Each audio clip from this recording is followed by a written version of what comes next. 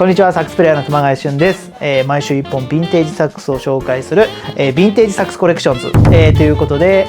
今週も珍しいヴィンテージサックス紹介していきたいと思います。では行ってみましょう。さあ、今回紹介する、ヴィンテージサックス、こちらです。キングのボールトゥルーという、サックスですね。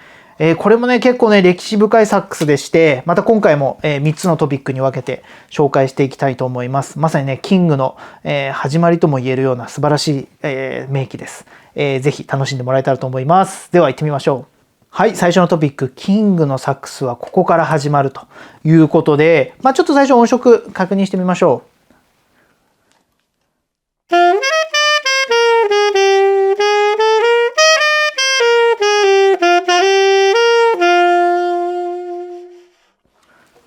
なんか太いというか、この低音がねズドーンとこう来るような深みがあるというか、すごい太いズドーンとこう刺さるような、なんかそんなサウンドを僕はこれ感じますね。でこのボールトゥルーっていう楽器はだいたい1928年から31年ぐらいまで作られていた楽器なんですけども、ここからね実はいろいろキングだとゼファーとか、さっき言ったこのスーパー20とか、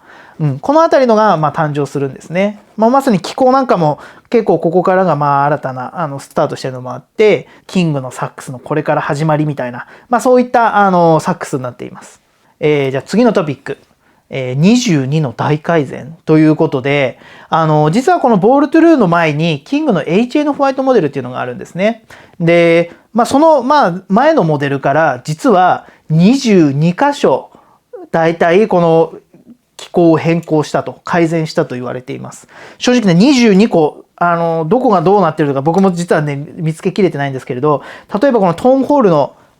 この広さとか、この位置とかがねちょっとこう変更してたりとか、あと付属品のねこのマウスピースなんかも実は結構改良を加えられたりっていうのがされたんですね。でキングはまさにですね、そういった奏者の不満をこう並べて、それを改善していったと。そういった中でこう22箇所もその前のモデルから機構を変えるというですね、これはもう大刷新というか、なかなかそこまでこうモデルの一つのモデルで変更するってことはないんですよ。他にもですね、結構この色的なこのサテンとかこのフィニッシュっていうんですかね、こういろんなこうラッカーのこのかけ方の割り方っていうんですかね、それが実はできたのもこのボールトゥルーからなんですよ。例えばこうシルバーモデルにゴールドがついたりとか、本当にまさにねこのキングの礎みたいなサックスなんですね。はい、最後のトピック、現行との違いということで、なんかねキングってね実は結構僕的にはこう手にフィットする感がすごく感じるんです。でやっぱセルマーの昔のモデル、ちょうどこの頃に作られていたモデルって結構ね脇をぐっと締めて、こうある程度こう手をこうなるべくこう親指とかもこう垂直にしないと吹きづらかったりしてたんですけれど、キングはね結構そういう風な、あまりこうもちろんちょっとはこうまだまだキーワークとかこの位置はまだまだですけども、でもそんなにこう不都合があるようなそんなモデルではないんですね。だからそういったところでやっぱりこの奏者の目線に立ったサックスっていうのがこの時代にこう考えられてきたんだなっていうのがすごく感じられるサックスです。またですね、いろんなこう機構を見ていくと、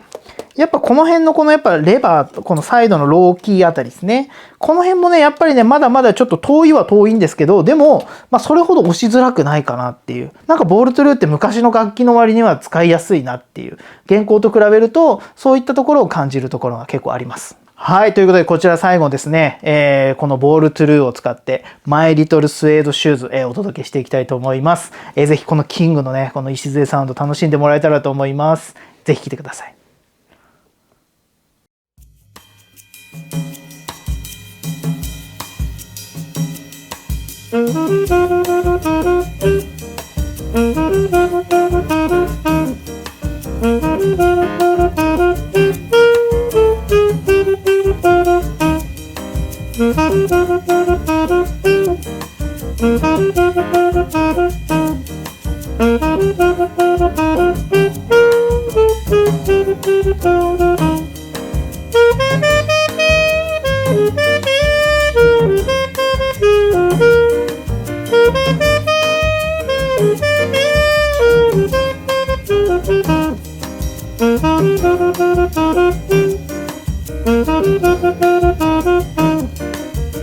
い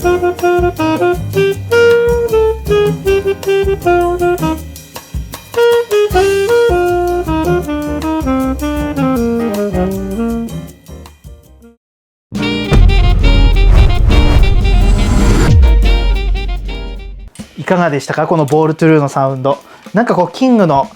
昔ながらねこのヴィンテージサウンドっていうのを楽しんでもらえたんではないかなと思います。ぜひこちらの動画良ければ、グッドボタン、そしてチャンネル登録よろしくお願いします。こちらですね、またあとなんかリクエストとか質問とかあればぜひねコメント欄載せてもらえば答えていきたいと思いますんで、ぜひコメント寄せてもらえたらと思います。またですね、こちらのサックス、レンタルもやっております。写真とかもね詳細載ってるので、ホームページヴィンテージサックスコレクションズ、こちらに掲載しておりますんで、ぜひそちらからもご覧いただけたらと思います。それでは最後までご視聴ありがとうございました。サックスプレイヤー熊谷俊でした。